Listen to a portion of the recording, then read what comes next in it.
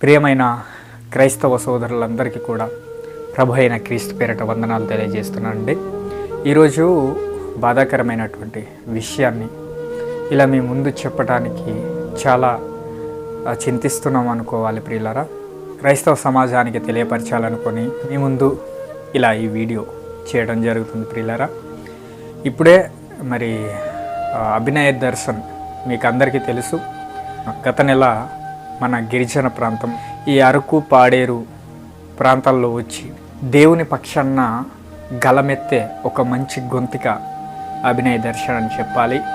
క్రైస్తవుల పక్షాన, దళితుల పక్షాన అసెంబ్లీలో వినబడే అంతగా మన నుంచే క్రైస్తవుల తరపున ఒక గొంతుగా క్రైస్తవుల గురించి ఫైట్ చేసేటటువంటి గొంతుగా అసెంబ్లీలోనే కనబడాలనేటటువంటి ఆశతో దేవునికి సేవ చేస్తూనే రాజకీయపరమైనటువంటి విషయాల్లో కూడా ఆయన ముందుకు వచ్చి క్రైస్తవుల పక్షాన, దళితుల పక్షాన ఆయన ఒక మంచి నాయకుడిగా ఉండాలని ఆశించాడు.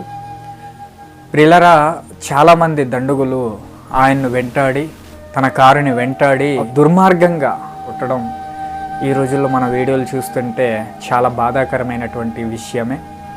ప్రియులారా, ఈ విషయంలో మనం అందరూ కూడా ప్రార్థించే వారిగా ఉండాలి. కనుక అభినయ దర్శన్ గురించి తప్పకుండా మీరు అందరూ కూడా ప్రార్థన చేయండి.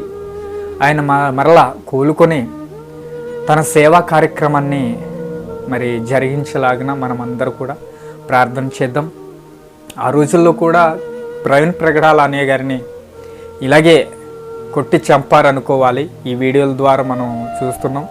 కనుక ప్రియులారా, ఆనాటి తరం నుంచి ఈ నేటి వరకు కూడా ఆనాటి క్రైస్తవులందరినీ కూడా ఈ లోకం ఇలాగేనండి ద్వేషించింది, ఇలాగేనండి హతమార్చింది.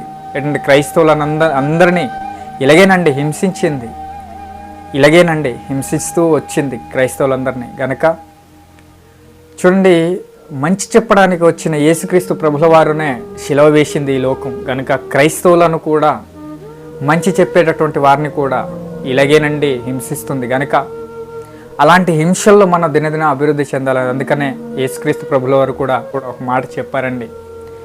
ఎవరైనా నన్ను వెంబడించగోరిన ఎడల తనను తాను ఉపేక్షించుకొని తన శిలువను అన్నాడు అక్కడ, తన శిలువను ఎత్తుకొని నన్ను వెంబడింపవలెనని ఆయన చెప్పడం జరిగింది. కనుక ప్రియులారా, మనకు కూడా ఒక ఊరుంది.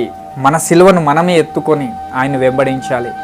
ప్రాణాన్ని కూడా లెక్క చేయని వాడే ఒక క్రైస్తవుడు. కనుక ప్రియులారా, చాలామందిని అలాగే హింసిస్తారండి. మంచి చెప్పేవారిని లోకం ద్వేషిస్తుంది. కనుక మీరందరూ కూడా వారి గురించి ప్రార్థన చేయాలని కోరుతూ ఈ మాటలు నేను ముగిస్తున్నాను. వందనాలు.